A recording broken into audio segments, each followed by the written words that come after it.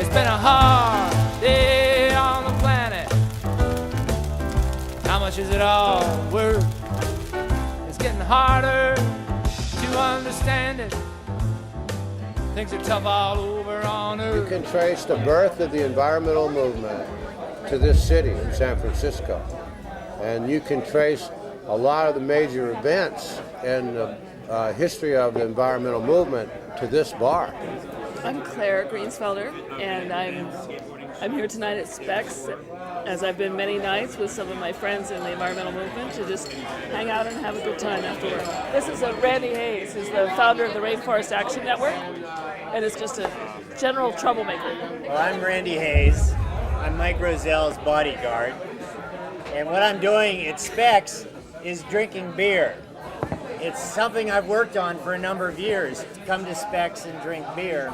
Sometimes I eat fontina cheese, but mostly I just drink beer. And then we plot about how to save the planet. It's hot in December, cold in July. When it rains, it pours out of a poisonous sky. In California, the body counts keep getting higher.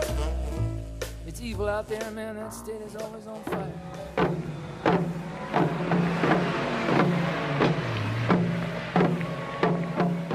Started coming here in the late 70s, early 80s, when I was working very actively in the anti-nuclear power weapons movement, or the safe energy and peace movement, as I like to call them. Nuclear questions that got more and more crazy in the early 80s, late 70s. I just couldn't believe it. Here Reagan was president. He was threatening war all the time, saying, let's bomb the Russians.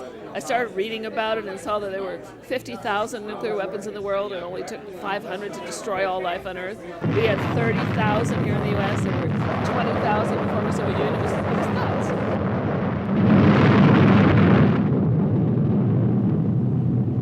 We finally got an office in '82, and one of my first volunteers was your mom, Sonia. Just fabulous. She had great energy. She was totally into it. She told me about her fabulous daughter who was an artist, and of course the bar. We had an office right down the street here on Jackson Street. And so we'd bring the whole crew after work on Fridays, and we'd walk up here to the bar, to Specs.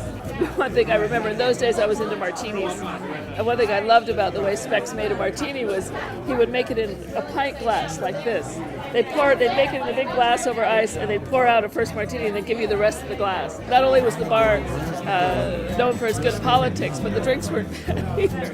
And then I moved away from California for a while. I went to Washington to work on national nuclear campaigns. And when I came back, the second era was the Rainforest Action Network, Earth Island Institute, Friends of the Earth era, where Mike and Randy and those guys would come down here. And so I found myself back at Specs all over again. David Brower. He started Friends of the Earth. Before that, he was the one who made the Sierra Club into a political powerhouse to protect wilderness and rivers and forests in this country. And then he was fired from the Sierra Club. He started Friends of the Earth right around the corner from here also. And so he was an inspiration to a whole generation of activists, of which I am part of that generation. Randy also, he was our mentor. And then he started, after getting kicked out of Friends of the Earth, and he started Earth Island Institute. And we started Earth Island Institute in this bar. I heard about this bar actually from a poet named Gary Snyder. As the cricket's soft autumn hum is to us, so are we to the trees. Snyder came to my college to do a poetry reading the year I graduated from college. A month later, I moved to San Francisco, right? And I lived for 15 years here in North Beach, so I logged a lot of time at this place, I remember the first time I came in and I saw up in the wall this, little cutout section that had a skull in there that would move around because it's an air vent, and it's kind of eerie and creepy and yet wonderful, right? And you just look around at the walls of this place and you have a sense of history and consequence. I think a lot of good things have probably transpired at this place. At 5:30 this morning, the co-founder of the nationwide environmental group Earth First got released from the Josephine County Jail. Mike Rozelle served 14 days for trespassing on a Siskiyou National Forest timber operation. While Rozelle's been locked up, other Earth Firsters have been protesting outside. Their goal is to stop the U.S. government's policy of harvesting old-growth timber as a renewable resource. Civil disobedience is something that is a very moral, an act of conscience.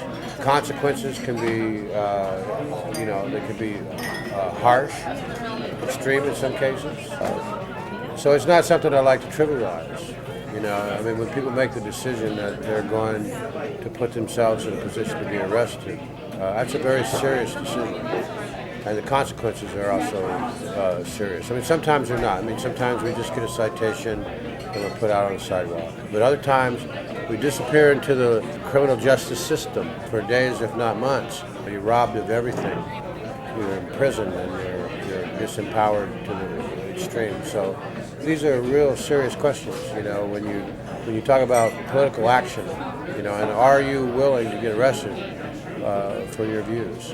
We plan campaigns in the bars and stuff, but really when we talk about civil disobedience, we wait till Sunday and we go to church and talk about it. Cars crept at nearly a snail's pace as CHP officers tried to get protesters, including actor Woody Harrelson, down from these towers on the bridge. You can express the will of the people through a certain type of action sometime, like the one on the bridge.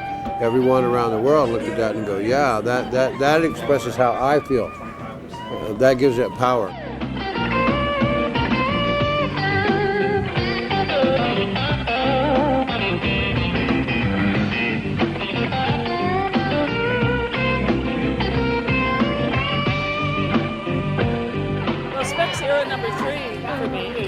We have our nuclear weapons freeze era, then we have our Rainforest Action Network Earth Island era, and then we have the U.S.-Soviet citizen diplomacy era.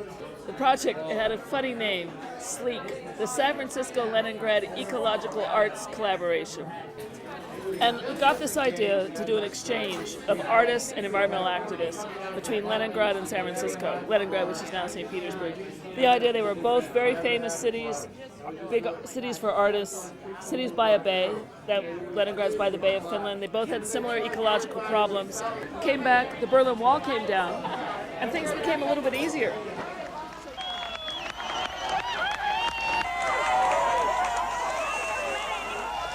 Idea to help end the Cold War was to build solidarity between American artists, well, just Americans and Russians in general, but American and Soviets. What was very popular at that time was that Soviets were people too. That here we were threatening to blow each other up, and it was nuts. We were still in the era of the Soviet was an evil empire, but you could see that it was beginning to fall apart. As you know, we recruited Andrea Jepsen, actually who worked with me on the nuclear freeze. We come to specs before. Suddenly we're right back here because now you were involved. It was like the next generation. I'd circulated petitions with your dad. Your mother had volunteered. I'd become a patron of specs, and suddenly I'm back involved in a political project that has a relationship to Specs Bar. They organized a whole reception for us one day where we brought everybody, all 30 participants. There were 15 Americans and 15 Soviets. And we've got pictures of it. It was a night we had guitars and people were singing and drinking vodka and beer. And it was a lot of vodka. The nuclear freeze years were martinis. Then I went into the Environmentalists Earth Island years, and that was beer. But then the Soviet period at Specs, we were all drinking vodka. San Francisco's incredibly diverse artist community, the Bay Area community.